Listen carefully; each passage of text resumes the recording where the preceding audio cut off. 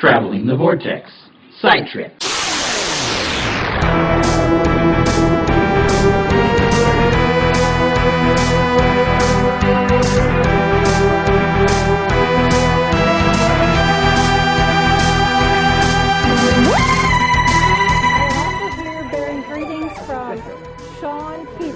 From Traveling the Vortex. Oh. They would have loved to come, but so one of them would have had to hit the lottery to be able to. Oh, I get it. I understand. I do. Give them my love. Oh, I will. I will. Oh, that's so cool. Yeah. Hello, everyone. Rachel here. Literally in the car on my way home from Chicago TARDIS. My husband's driving, so you probably won't hear a whole lot from him because I'm going to let him do the navigation part and I'll do the talking. Just wanted to send in hopefully succinct recap for our trip to Chicago TARDIS as a cop drives by. Thankfully not after us. We were fortunate enough to go to all 3 days of Chicago TARDIS, which I'm very glad that we did because there was a lot of people and a lot of stuff, and I don't even think we still got to everything that I wanted to get to, but came pretty darn close. So I guess the easiest way is probably go through day by day. So we'll start with the first day, Friday. We got there at the hotel, the Westin, there in Lombard, Illinois, fairly early in the morning. Got our badges, which were very fun because all the different types of badges each had a picture of each of the doctors on it, so you could tell, you know, what kind of badge somebody had just by the face on theirs. Like all the people that were working the con had Hartnell. We had the 3-day just general admission, so we had Paul McGann on ours. The people that had the reserved badge for the weekend had Colin Baker on theirs. I think the Friday only, they had David Tennant on theirs, and several others. Today, Sunday, the Sunday only people had Peter Capaldi on theirs. So Capaldi hasn't even taken the reins of the TARDIS yet, and he's already getting representation on stuff at conventions. So we got our badges and just kind of walked around, got ourselves familiarized with the layout of everything, and got our first virtual queue ticket for our first meet and greet. The virtual queue, I believe this is the first year that they are doing this. Somebody correct me if I'm wrong, but I believe this is a new thing that they are trying. If you're familiar with the Fast Pass system at the Disney parks, very similar. You go up to the table, in this case 90 minutes before the event that you're wanting to go to, either a photo session or an autograph session, and they give you a ticket. And the tickets are numbered or lettered, A through, I think the highest I ever saw was K. And then in each letter they were numbered. And what you could do is come back to a room at the time of the meet and greet, and they would just start calling.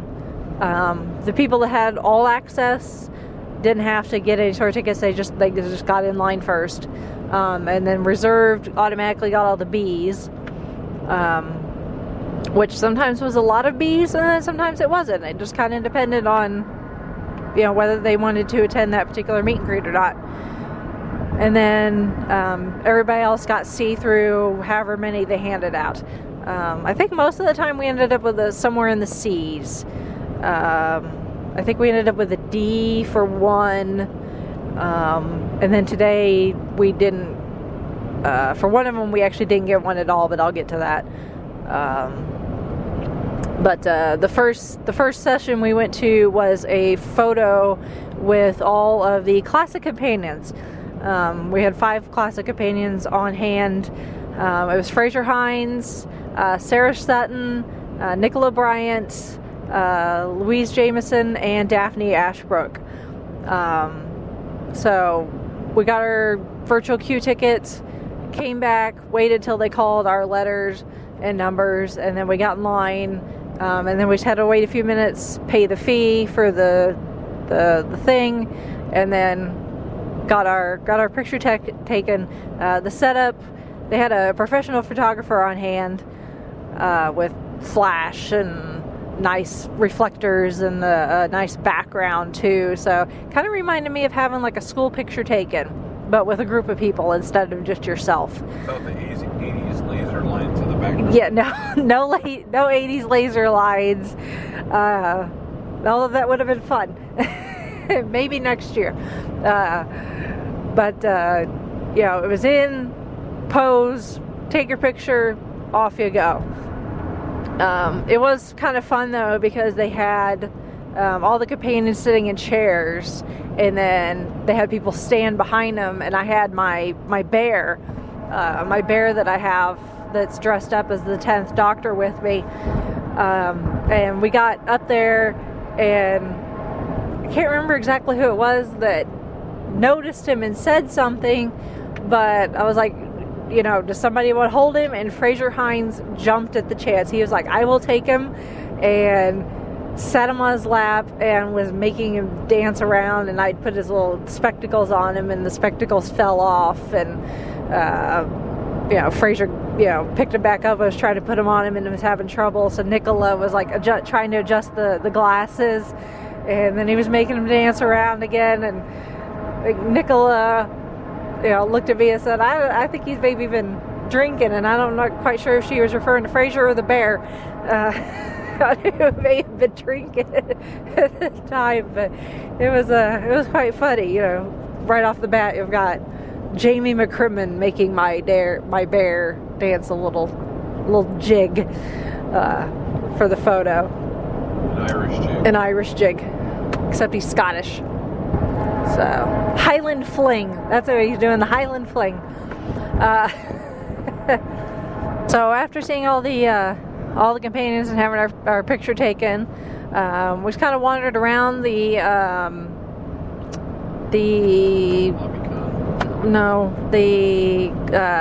like the collectors area, or the sales, you know, the people selling stuff.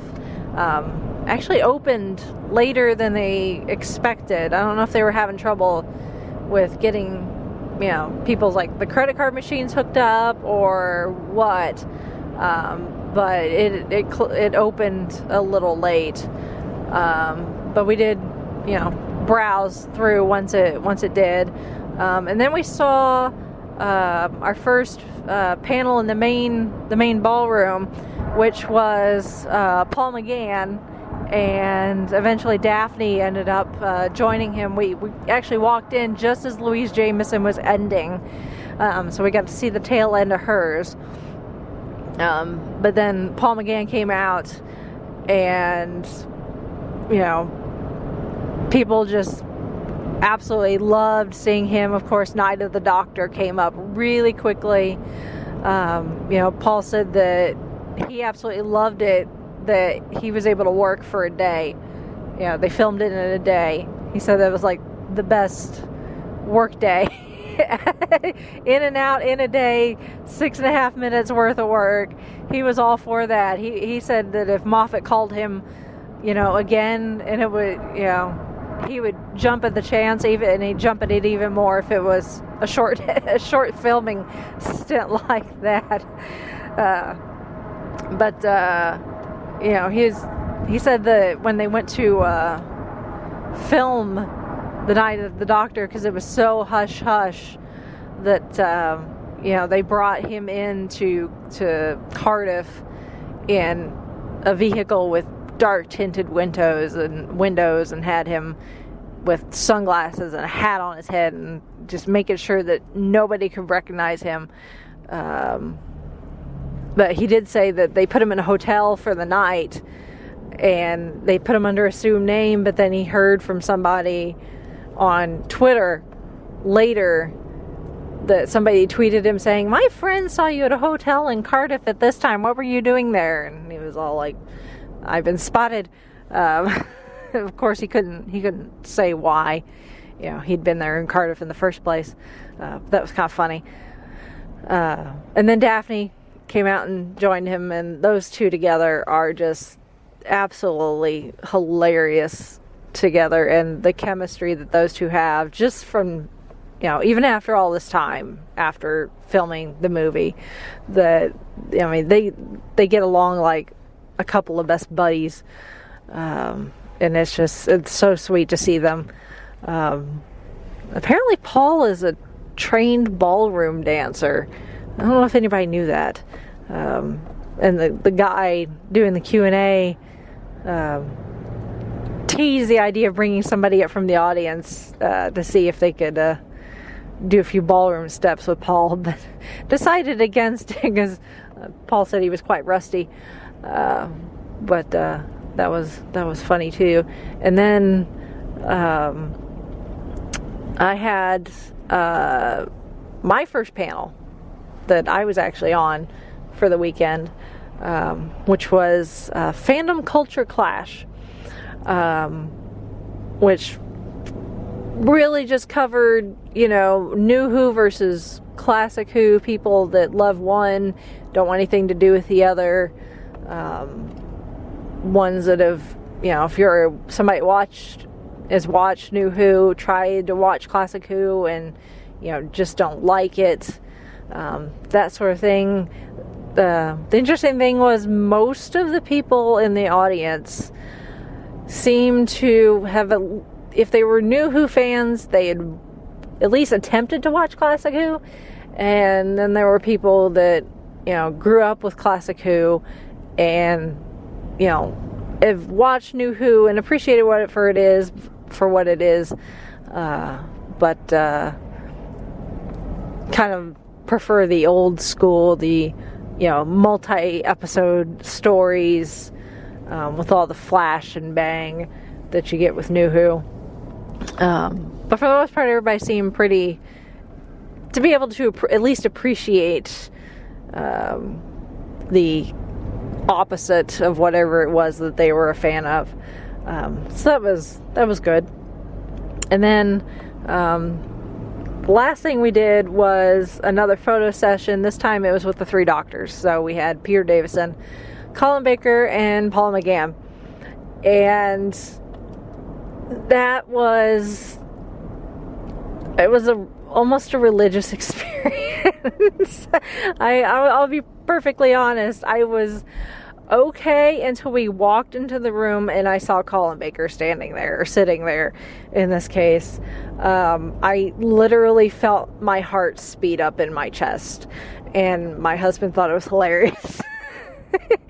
I was like fanning myself like a Southern belle and trying to keep myself composed, and he was just smiling at me like, "You are nuts. I'm glad I'm here to witness this," because nobody would believe me. And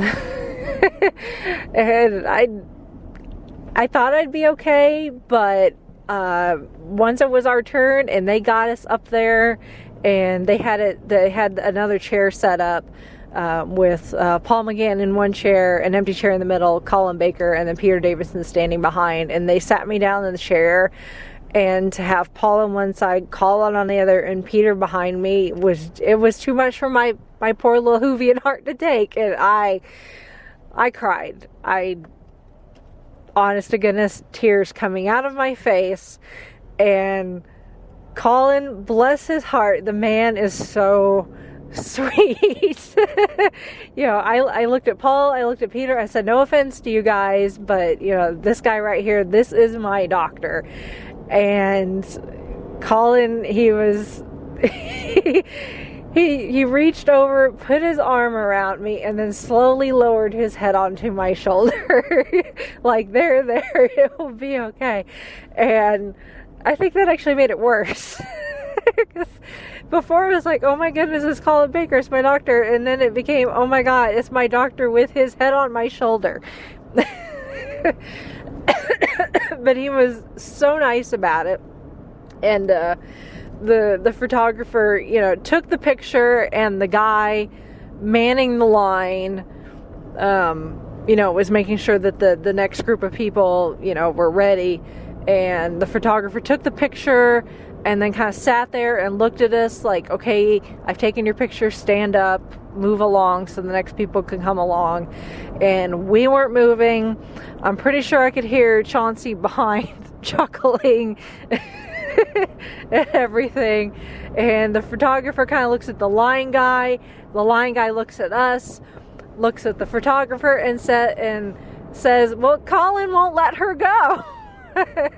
And Colin was like, no, we're just gonna hang out right here. And I'm like, that's fine, we'll just hang out here and we'll talk about Doctor Who, we'll talk about what we're buying family for Christmas, I don't care, we'll just sit right here. Unfortunately, that didn't happen, but it was nice at the time.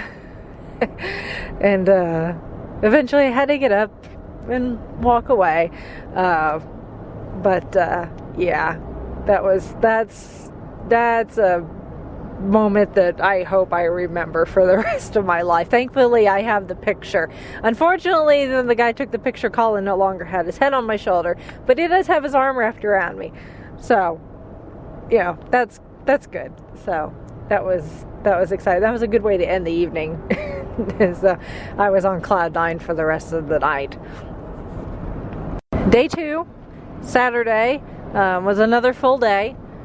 I had 2 panels actually on Saturday that I was on, and then we also did a few more meet and greet sessions. Our first photo session of the day was another one with Colin Baker.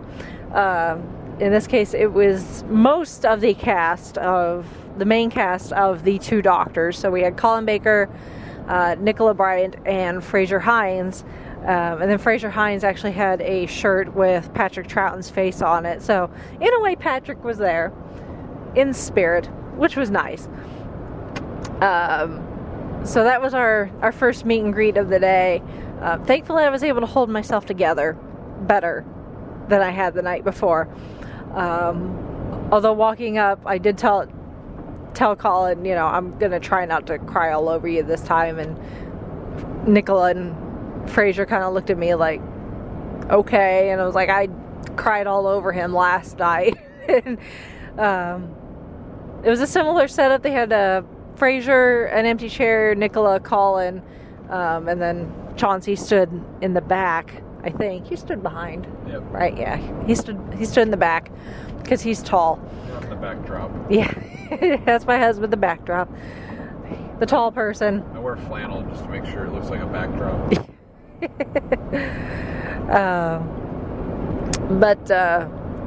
So they sat me down in the chair, and Nicola put her arm around me, and the guy was, you know, aiming the camera, and he was going, okay, 1, 2, 3, and then he kind of paused, and I hear Fraser go 5 on one, you know, to one side of me, and at the same time I hear Colin on the other side of Nicola going, don't cry, don't cry, don't cry.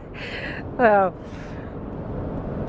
I wish we'd had video of some of these some of these photo sessions, because they were hilarious and embarrassing all at the same time. But I would not have minded to have them on video, regardless how embarrassing they may have been. And then we did. We went and watched some panels in the main programming area. I actually ran into Dr. Phil. I saw him. I wasn't quite sure it was him, and then somebody stopped to talk to him, and I heard his voice. I'm like, yep, that's him. I know that voice. That is Dr. Phil. So when he got done with his conversation, I flagged him down and introduced myself. It was nice to finally, you know, put a physical face with the name, you know, outside of Facebook and you know, Friday Night Who and all that. So that was fun. We got to talk to Dr. Phil for several moments. Excuse me. And then it was mostly panels for the rest of the day. We went and watched some of the Big Finish panel with, unfortunately I cannot think of the names of the people that were on the panel off the top of my head, and I don't have my program with all the names, unfortunately. When I put all this up on my blog with pictures and all that, I'll make sure to identify everybody. My apologies to the Big Finish people for totally not remembering your names, but it has been a long few days. But we sat in on that, and then I had another one of my panels, which was Fangirls Are Real Fans Too. And let me say that my fellow panelists, God love them, are quite passionate about this particular subject. Me personally, I'll refer to myself as a fangirl. I've had my husband call me a fangirl, but it's always been playfully. But both some of the panelists and a lot of the audience have had very negative experiences when being referred to as fangirls and being thought of as lesser because you're a girl in what is considered a male-centric fandom like Doctor Who or comic books or Star Trek and stuff like that. So it was quite a lively discussion, both with the panelists and the audience. Thankfully, everybody in the audience seemed to be on the side of, this is not fair. Women and girls should not be treated and bullied just because they're female. And there were several guys in the audience that, had the same opinion, which is good. That goes to show that it's not every single male in, the various fandoms feel that way, that it seems more a bit more, more of them seem more accepting, I guess would be the proper wording for that. But that was certainly an interesting panel to both witness and be on. I'm glad I did it. I'm not sure if that would something I'd want to do again, that particular topic. Not that there was anything wrong with it. I didn't really feel like I had a whole lot to contribute. There were a couple ladies on the panel that I think are a bit more focused on this particular subject and have written books and blog articles and stuff, and so it seemed to be a bit more well versed in this particular topic. And for the most part, unfortunately, I didn't feel like I had anything groundbreaking to contribute, but it was definitely an experience, and I'm glad I did it. Another one of the main panels that we watched was the panel with Colin Baker, and then eventually Colin Baker and Nicola Bryant. And Colin is hilarious, absolutely hilarious. I'm not even sure if I remember all the stories that he told that had me laughing. One that does stick out is he mentioned his love of Crocs and how he has amassed quite a large collection of them. He was wearing them the entire weekend. Every time I saw him, he was wearing Crocs. And he's got himself a rack that he has built in his home to house all of his Crocs, and he has tweeted pictures of his Crocs and received some very interesting feedback from people on Twitter about his Crocs. But what was funny is he says that after coming to this, that when he gets home, he needs to buy more, because apparently Terry Malloy has more Crocs than he does, and he does not want to be bested by Davros. So that was quite funny. Apparently Terry has a good 8 to 10 pairs on Colin, and Colin feels like he needs to one-up Mr. Malloy. And then he and Nicola together, very similar to Paul McGann and Daphne Ashbrook as far as chemistry goes. It's quite sweet to see, them talk about each other in such endearing ways. And then after Colin left, Nicola stayed and answered questions from the audience. And she told an interesting story about, back when she was doing Doctor Who, and, as Perry had an talk like an American, and how she had to keep that facade going because apparently people thought that she was American. And she told this story about how she would go to auditions and would be speaking like an American, and then the person would ask her if she thought she could do a English accent. And Nicola would be like, well, I did study in London, and I think I can do an English accent that's probably passable. And then she proceeded to speak in the accent she would use in the auditions, which is different than her natural accent. But she thought that was quite funny that, people would ask her at auditions if she could do an English accent, not knowing that she actually was English. I found that quite funny. I knew that people, got confused thinking that she actually was American, and I think I'd heard somewhere that she did have to, at like conventions and stuff, keep up that particular facade and talk like, in her Perry voice. But I didn't realize how far that actually stretched. that particular mistake on people's part as far as her country of origin. And then we did an autograph session with Michael Jaston, also known as the Valeyard from Trial of a Time Lord, and Terry Malloy, otherwise known as Davros from Classic Who. And I feel kind of bad for Michael. I had gone into the collector's area to see if maybe they had any images of him as the Valeyard to get signed, and they had absolutely nothing. They had lots of pictures of the doctors and the companions, and they had several pictures of Davros, and even a headshot of Terry Malloy as he looks now, but absolutely nothing with Michael Jaston's face on it.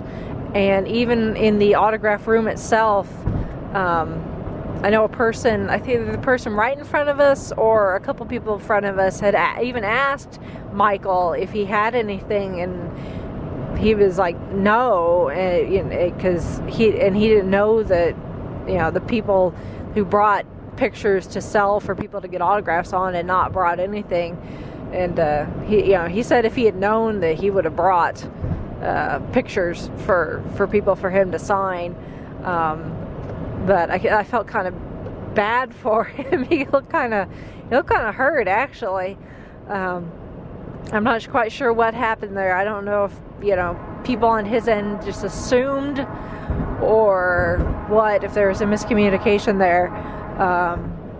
But I wouldn't have minded, purchasing an image of him as the Valeyard, because I didn't have anything with his face on it. I ended up having him sign an old issue of Doctor Who magazine with Colin Baker on the front, because I figured it's the right Doctor's era. So, but it's hard to believe, that the Valeyard didn't have any images. And then Terry Malloy is so nice. Not that Michael Jaston wasn't, but Michael was very, very quiet and reserved. But Terry is just the biggest, nicest person you could possibly meet, I think. I mean, considering he's Davros, he couldn't be any different than Davros. I told him that it was finally nice to finally meet him because we have communicated on Twitter a few times, and he asked me what my Twitter handle was, and I told him, and he smiled and nodded. He's like, yeah, I think I remember speaking to you over the Twitter. So that was nice, and of course I got his autograph, and at the end he's like, I'll see you on Twitter. So that was kind of fun. And then one of the last things we did on Saturday was the last panel that I was on, which was the danger of fandom entitlement. Which I think of the 3 panels I was on, that was my favorite to do. Very interesting discussion about fandom and how far fans will go to either, get information, spoilers, whatever they can get their hands on, that makes them feel like they're, I guess, the number one fan, get those fan points, so that they can go out on Twitter and YouTube and Tumblr and Facebook and all that and be like, I know this information, and for a second there, everybody will think, that they're cool or something. But it was interesting to hear some stories, both from the other people on the panel and in the audience, of things they've witnessed as far as fans going too far. And in some cases, not necessarily fans going too far, but people on productions, either on Doctor Who or Sherlock or, some motion picture, and people, telling their uncle's cousin's dog walk or something and say, don't tell anyone but, and it gets out anyway, or somebody tweeting a picture during filming, that sort of thing, and even the media, putting spoilers out there, especially ones like The Sun, who half the time the spoilers that they post are crap. But, the fact that they do that in the first place just to sell papers is just ridiculous. But thankfully, for the most part, it seemed like everybody in the audience knew that there was a line and knew not to cross it. But it was certainly eye-opening to hear some of these stories that some people had to tell about fans going too far. There was one that somebody told about a Chicago TARDIS, I think like 3 or 4 years ago, when Elizabeth Sladen was still with us and she was the guest of honor, and somebody saying at like her Q&A or something, coming up to her and just telling her how wonderful she was and how sweet she was and how much they liked Sarah Jane Smith and all this, and got her all happy and like, oh, that's so sweet, thank you for saying these things, and apparently turned a 180 and just proceeded to rip her a new one, calling her names and calling her a diva about the fact that she was charging for photos and autographs. Apparently at the time that was a fairly new thing, but this person apparently decided that they wanted to butter her up and then knock her down a few pegs, and it hurt her feelings from the people that were there and saw it. It hurt her feelings, and they cannot believe that this person would, do that to someone. And apparently later in the evening at some post-con party or something, that same person was there and just bragging about it. And eventually, I guess that person got banned from the con,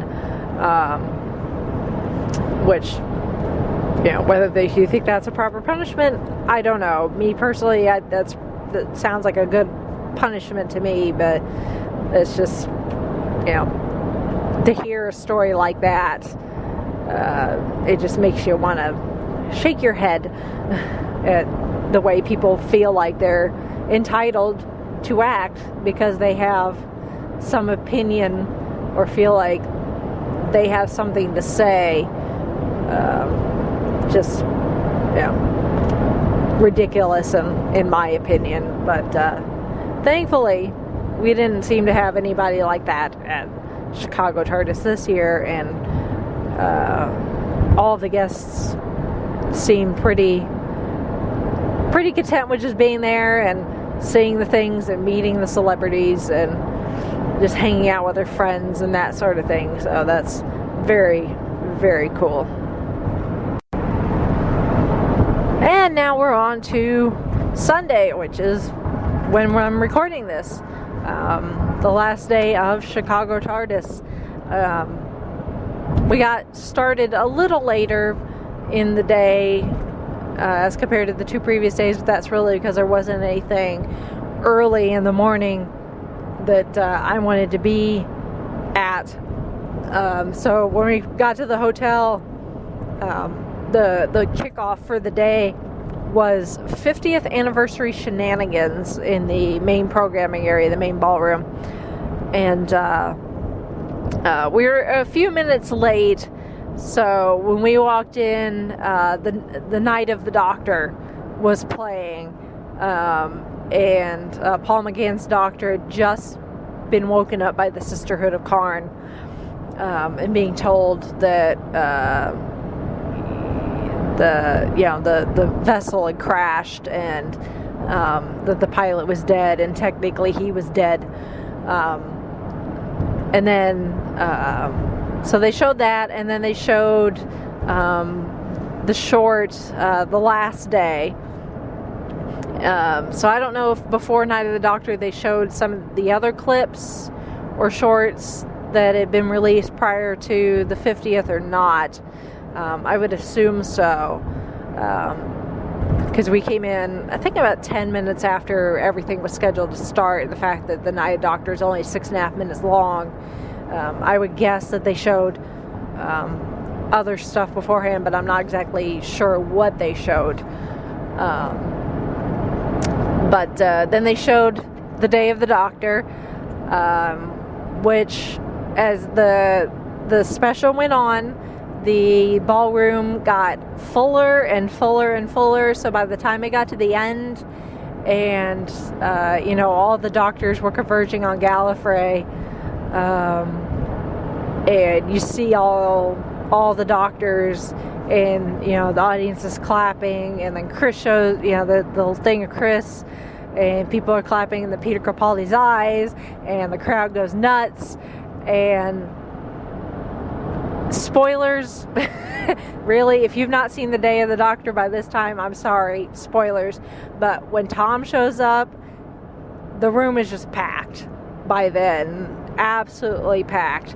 I don't know if it was because people realized what they were showing and wanted to see it, or if people just wanted to see Tom. In that particular part, I'm not entirely sure. But we're a little over a week after this first premieres, and people are still going crazy over some of these parts in this special. It's just really cool. And then they showed the 5-ish Doctors, the Peter Davison 50th anniversary special spoof, if you want to call it that. And as a special treat, Peter came out right before they started showing it, and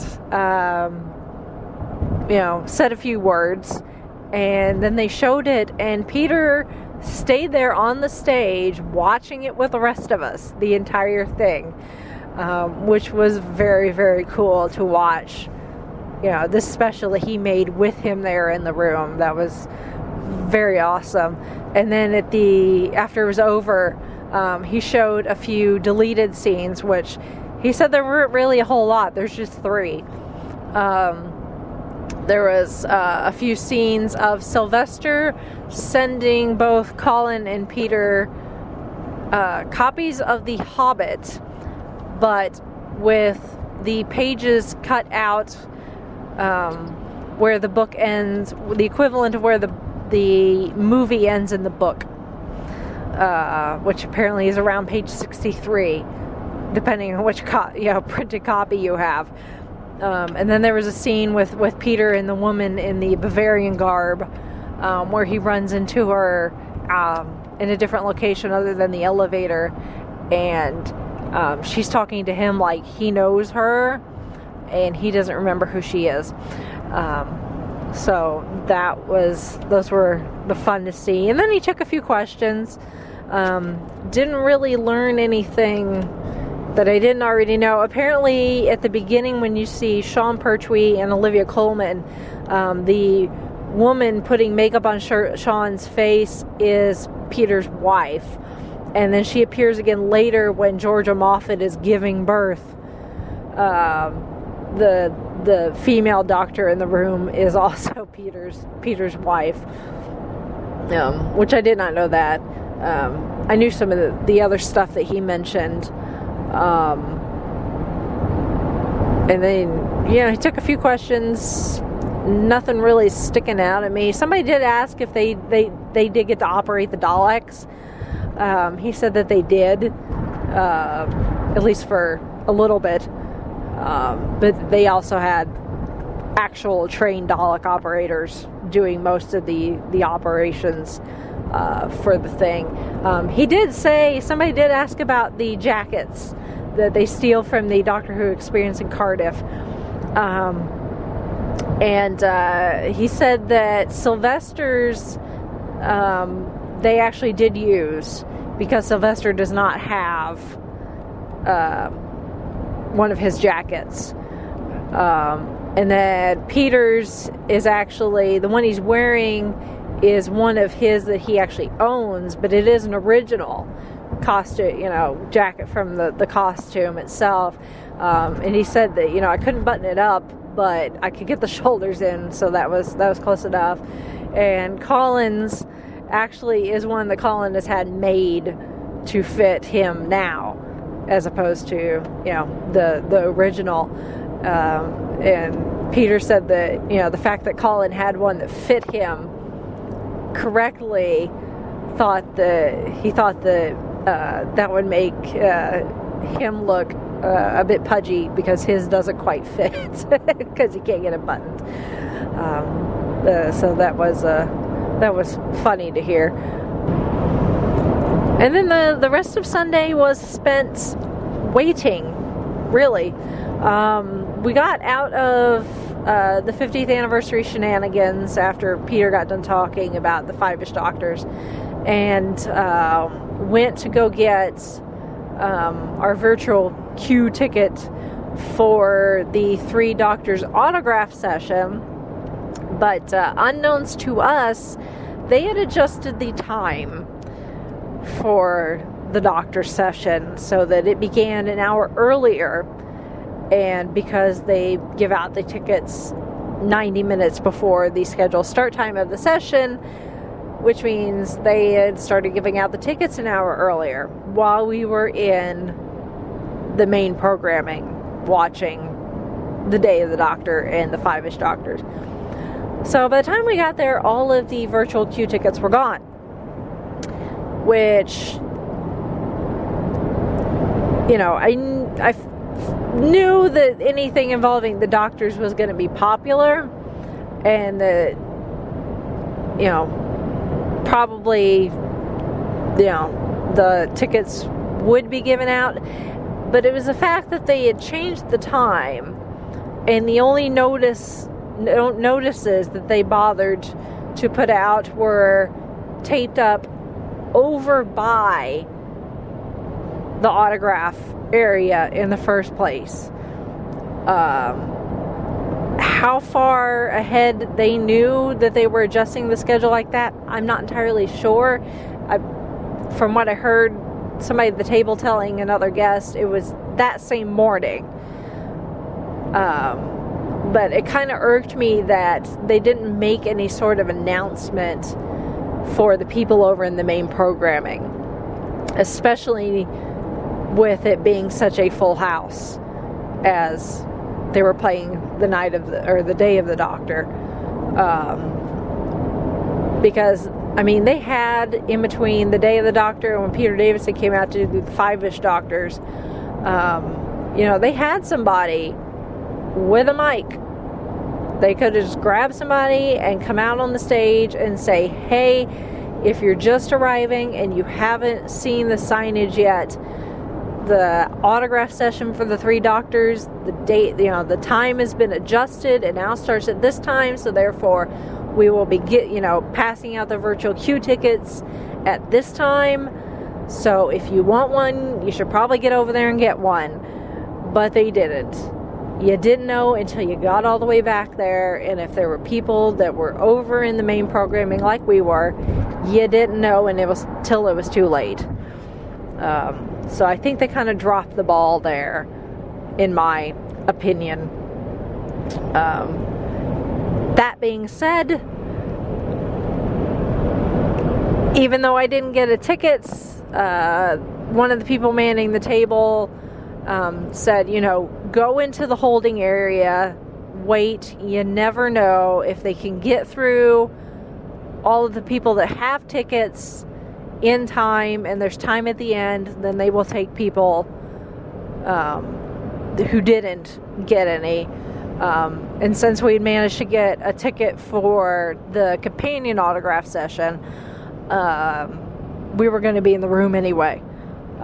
So we spent most of the afternoon sitting in the holding area for the queue, and just kind of hanging out. And thankfully the stars aligned, and they ended up extending the 3 Doctors session for an additional half an hour, which helped immensely as far as our benefit goes. And they were ticking through at a pretty good pace. And then at one point it seemed to hit a lag. I'm not entirely sure. I think it was probably about the same time that their credit card machine went down, would be my guess, is why it started, the ticking off of the groups seemed to slow down. Because they were able to take credit cards for payment for autographs and photos and stuff up until that point, when it gave up the ghost, and everything else for the rest of the con was cash only, at least as far as that particular thing was concerned. So, point, don't rely on plastic when you go to these things. I was insistent before we left for Chicago that I was going to go to the bank and pull out cash, because I know cash is king, because it always works. You don't have to worry about machines or anything. So I I knew whose photo and autographs I wanted to get and how much they were, and made sure to pull out the right amount of cash. And so I did not have that problem. I had my money and I was good. So yeah, that's my probably biggest pointer when going to these things, is bring cash and lots of it, and don't rely on credit card machines and ATMs, because when they started making the announcements that the credit card machine was down, they also were letting people know that the one ATM in the entire hotel was empty, which I think Sean encountered this at Galley too, is empty ATM machines, and that they could walk over to a Target and some bank branch that was somewhat nearby, but I mean, you had to walk, and it was cold, and I'm sure people didn't want to have to leave and go and then come back. So yeah, bring cash to these things. Probably my biggest tip.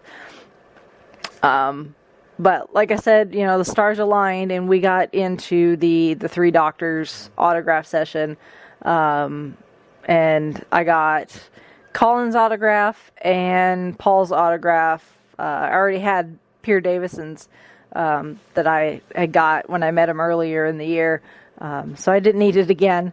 But I got Colin and Paul's, and Paul was last in the line, and at one point as we were coming in, Paul walked out of the room with somebody, headed towards the bathrooms. So Paul McGann needed a bathroom break. So that caused people that were waiting to get his autograph specifically to get backed up. You know, there were several people in line ahead of us waiting for Paul by the time Peter and Colin were done, and they had gone and left to go do whatever they needed to do next. But they were both really nice. Again, I don't have anything bad to say about any of the guests that I either saw in passing or met specifically.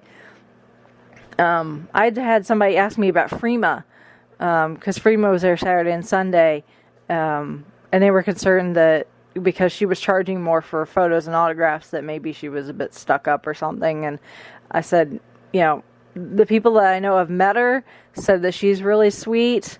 When we were in the room getting the autographs with Michael Jason and Terry Malloy, Freema was doing her photo session on the other end of the room, and every person that walked up to get the photo with her, she smiled and either shook their hand or gave them a hug. She would do funny poses with like kids. So yeah, as far as I'm concerned, Freema, super nice lady. If I'd had more time and money, I probably would have done a photo or something with her, but she wasn't high on the priority list this time as far, you know, and as far as my budget would allow me. But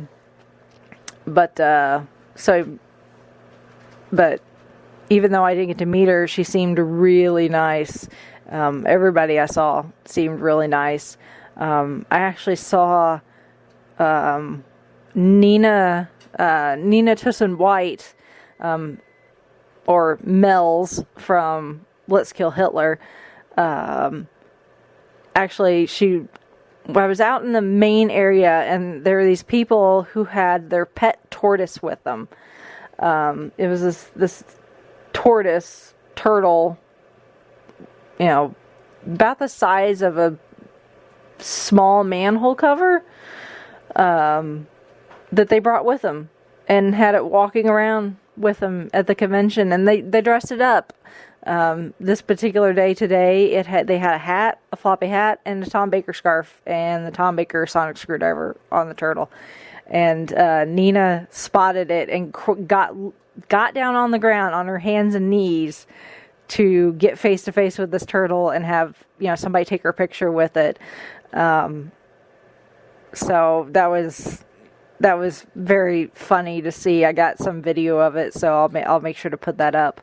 But yeah, nothing bad to say about anybody. The staff were all really good. I could tell by the end that they were starting to get a little tired. They were either getting run down or getting a little slap happy. One of the two. But, I mean, I never really heard anybody complain or be mean to anybody, either guest-wise or, you know, the visitors or the staff or whatever. So that's really good. So we got those, and then as soon as we got done with getting the doctor's autographs, turn around and they'd already gone past our letter and number ticket for the Classic Companions autograph session. So we hopped back right back in line, and did the Classic Companions with Fraser, Daphne, Nicola, Sarah, and Louise. And Daphne Ashbrook is the most adorable person I think I've ever met. She, I could tell they were starting to get tired. Fraser seemed a bit tired. Nicola seemed a little tired. Sarah Sutton actually said that she felt like she was starting to wilt. And Louise, was just kind of hanging out and, a bit on the quiet side. But Daphne, every time somebody walked up in front of her, she was like, "Hi, how are you?" She kind of reminded me of my cousin of mine. There's just this bubbly personality, and she is just so adorable and so sweet. I could see why you guys like her so much. And I made sure to tell her hi for you guys. Which, if you listen to the beginning of my feedback here, I put the little clip in there so you guys could hear it. But she was quite happy to hear that I was representing Traveling the Vortex on your guys' behalf. Oh, and I forgot to mention that Saturday, not only did I meet Dr. Phil, but I also met Dan. So I have to give a hello to Dan as well and his wife. They managed to corner me after one of my panels. So we finally got to say hi there. So now I've met two Vortexers face to face in person, which is very exciting. And then after the companion autograph session, that was it. We hopped in the car and headed home. So, whirlwind weekend. It went by way too fast. If I had more time, energy, and money, I probably would have kept going. But as it is, I think for my first convention of this type, I'm really happy with the way things turned out. I got to see pretty much everybody that I wanted to see and meet them. Even the couple of instances where it didn't seem like it was going to happen, like the Three Doctors autograph session. Just I got things just worked out, and I'm so grateful that I was able to do this, especially for my husband. Mad props to him for going and putting up with it and all the fangirling and squeeing and all the people and the walking around and carrying my bag and stuff like that. I gotta give him a big thumbs up for allowing me to do this. I really hope that we can attend Chicago TARDIS again. Probably won't be anytime soon, but definitely we'll keep it on the books for potential future trips. And hopefully you guys enjoyed this. I'll have video, pictures, and all that fun stuff up on my blog. It's stylesandsmarts.blogspot.com or youtube.com/stylesandsmarts. I'm sure the guys will put links in the description and all that. So hopefully you guys enjoyed this, and I will see you guys in the Vortex.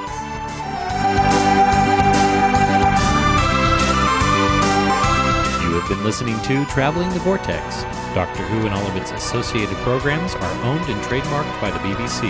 No infringement is intended or implied.